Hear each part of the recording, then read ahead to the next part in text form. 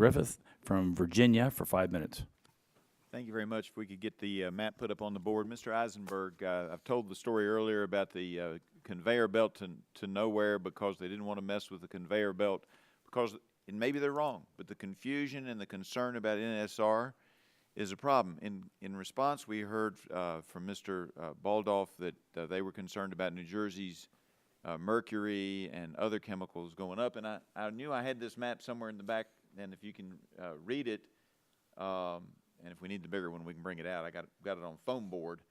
But that's a listing of the mercury deposited in the United States from foreign sources. And you can see New Jersey is in the 40 to 45 to 50% range of foreign sources. And am I not correct that a large amount of that comes from manufacturing and electrical generation in Asia?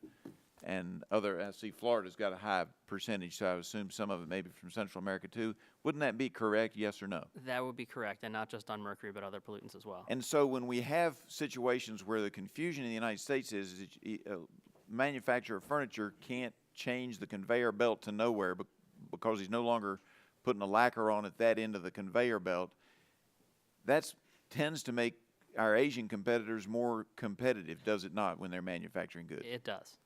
And in fact, I would submit, and I want to know if you agree, that in some ways, by having rules that don't make sense, we actually might increase the mercury being deposited from foreign sources in New Jersey that Mr. Baldoff is worried about, aren't we?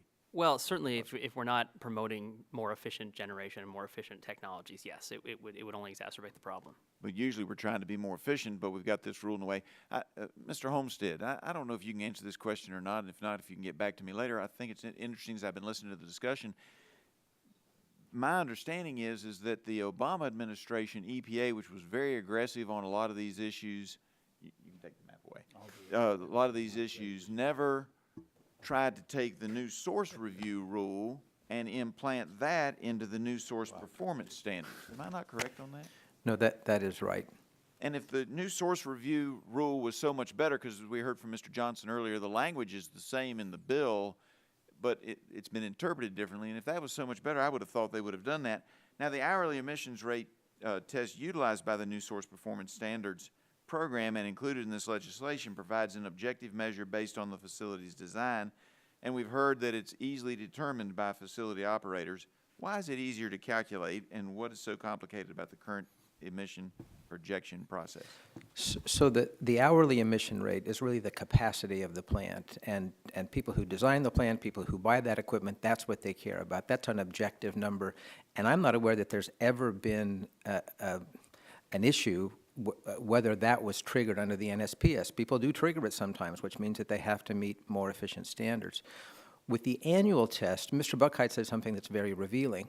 So if you have a plant that in some time over the last 5 years had a forced outage, so you had a part that broke down and you had to shut down your plant for a day, even half a day, if you replace that part, then under the theory that the EPA has taken in these cases, you increase your emissions because it was shut down for 24 hours or 8 hours, during some period, and now that part's not going to break down, the theory is, well, you're going to increase your annual emissions.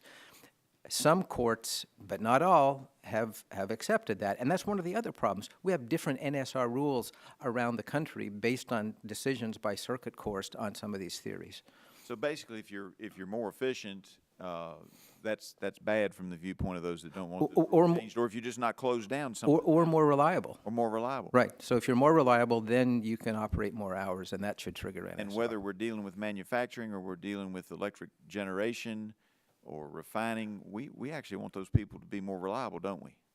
I would think so, but we also want them to reduce their pollution where we can, and we have all these other tools. We're not waiting for them to trigger some program. We're saying, here's how you need to reduce your pollution, and we're going to focus on that. I think you pointed out earlier there are 14 overlapping programs with the NSR. Is that accurate?